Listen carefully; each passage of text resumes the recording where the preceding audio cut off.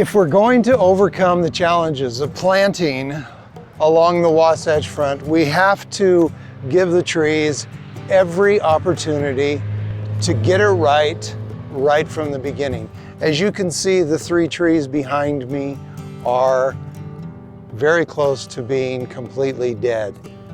They didn't have a chance right from the beginning because when they were planted, while they were planted at a good height, someone doing the planting not only did not remove the burlap from around the top of the crown, but they have also left all the nylon twine in place.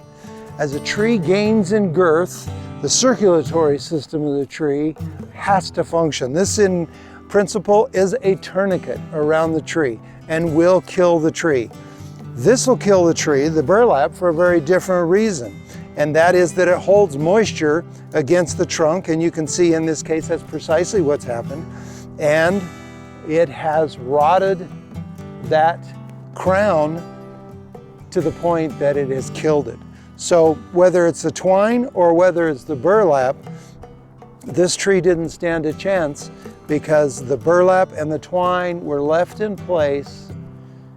We typically don't like to see the metal basket that it is in left on around the top of the ball. There is some controversy that goes back and forth between nurseries and those who are planting and whatnot.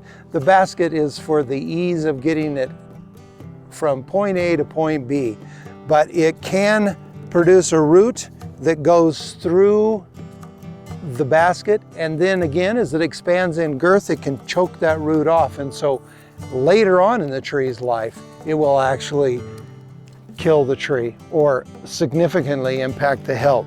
So again, I want to give you tips to have the best opportunity for this tree, all trees, to establish and grow and thrive from the day they go in the ground. Never leave the burlap, never leave the twine around the base of a tree. And down this course of trees, there's 5 of them, 2 behind the camera, 3 behind me here. They all have the burlap still on, all have the twine still around the tree.